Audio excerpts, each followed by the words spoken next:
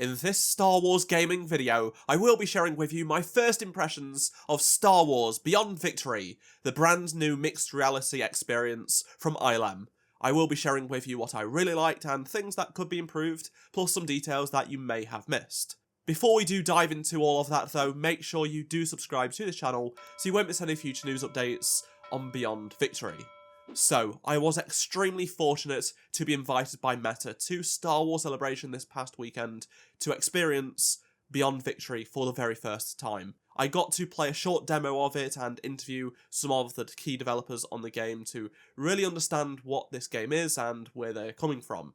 Beyond Victory was announced a few days before Star Wars Celebration, and there was a big booth there, so anyone in attendance could go and queue up to experience Beyond Victory for the very first time, but also experience Vader Immortal and Tales from the Galaxy's Edge if they had not played it already, which I already have. I've already made videos on them, and those were a blast. So I've been very much looking forward to seeing what ILM were going to be cooking up next, and we finally now know what it is, and it's Beyond Victory.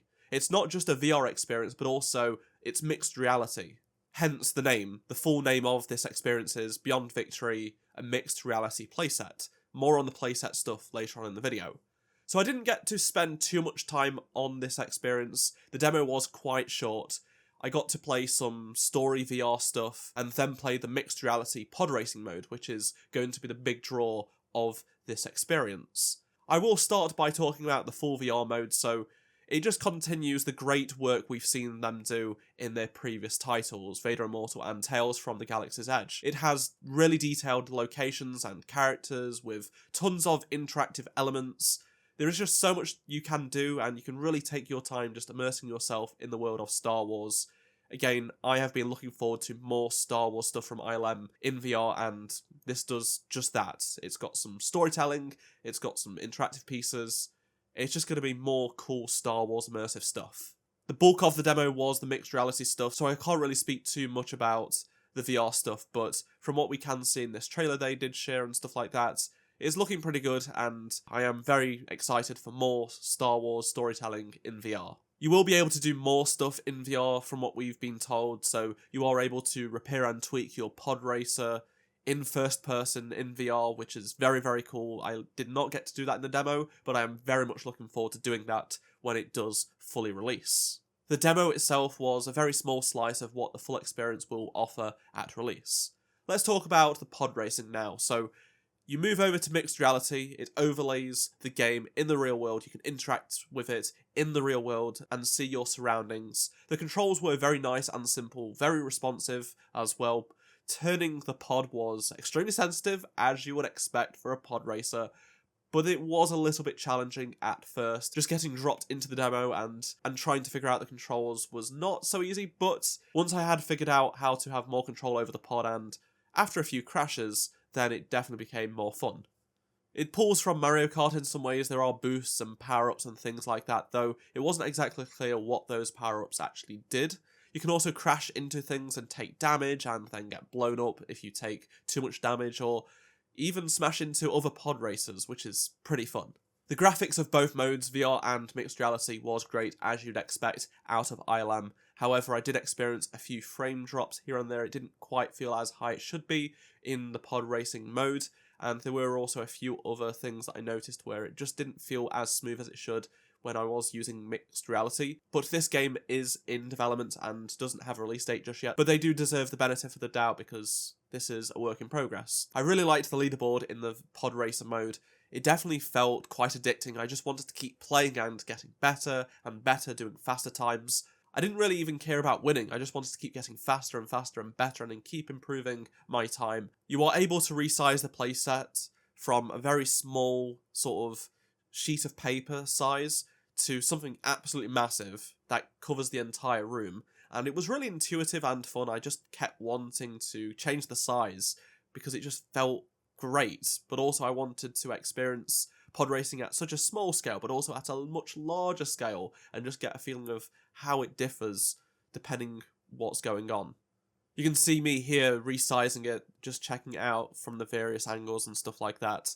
There was also some novelty in seeing scenes play out and being able to get up close to them.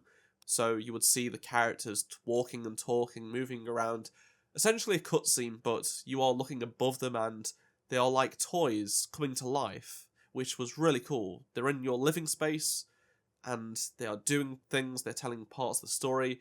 I really like that. As someone who loves Toy Story and all of that sort of stuff, I think this just works quite well, and we haven't seen enough of this in Star Wars, to be honest. There are 3 modes in this experience, so there is Adventure, which uses a combination of virtual and mixed reality to tell a story featuring Sebulba and whatnot, and I am very much looking forward to learning more about how that story goes on. Then there is the Arcade, which is where you experience the thrill of pod racing in mixed reality. And then there is the full playset mode, which wasn't part of this demo. It goes beyond just the mixed reality part of pod racing. You're actually able to transform the world around you and create your very own incredible Star Wars moments in mixed reality with a collection of unlockable virtual action figures and vehicles. So I'm looking forward to seeing how that plays out. I know a lot of people have had questions about a first-person mode for the pod racing. There is no first-person perspective for pod racing, and that was a design choice. I got to speak with the Experience's director Jose and producer Alyssa, who were great to talk to. I had a lot of fun meeting them, and they explained that it was not first-person pod racing because the team wanted to have it be more accessible to far more people, such as those that don't get motion sickness at super fast pod racing, and kids as well. This feels much more like an experience for a younger age demographic compared to Vader and Tails, so it makes sense, I can see that. So it might not be your cup of tea, depending what you are looking for. I do like that they've put the playset stuff in the title. It does sort of set expectations, at least it did for me. It's not a full pod racing game, but rather an experience of various things, and it's very toy-like, which I think as a kid I would really have appreciated, and I can't imagine growing up now with VR, AR, mixed reality. It must be a lot of fun.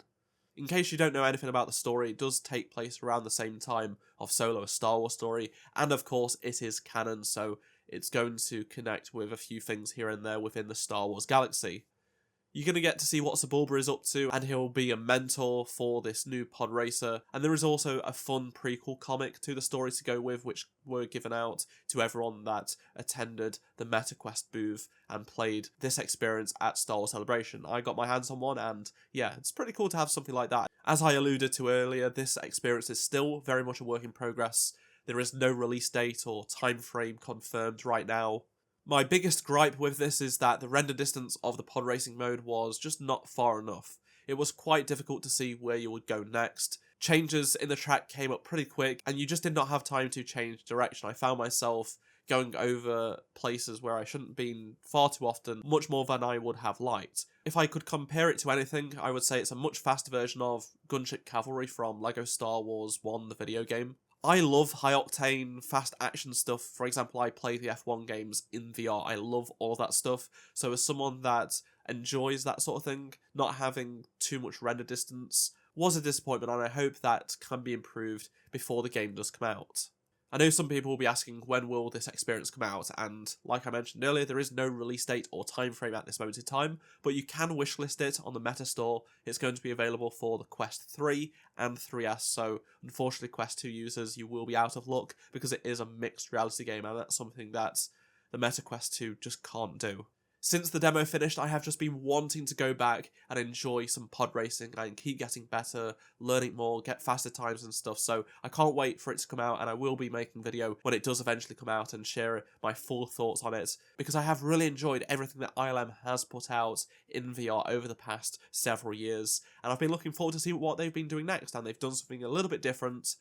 I'd love to hear your thoughts on anything I've talked about in this video, so please do let me know down in the comment section below. Once again, thank you so much to Meta for inviting me to Star Wars Celebration to experience really cool mixed reality experience there. There will be news updates on this game on my channel, and if you enjoyed this video, please do drop a like. Subscribe so you don't miss any future news updates, and if you did miss any of my previous videos, click on the playlist on the screen right now, and I shall see you in my next video. Goodbye.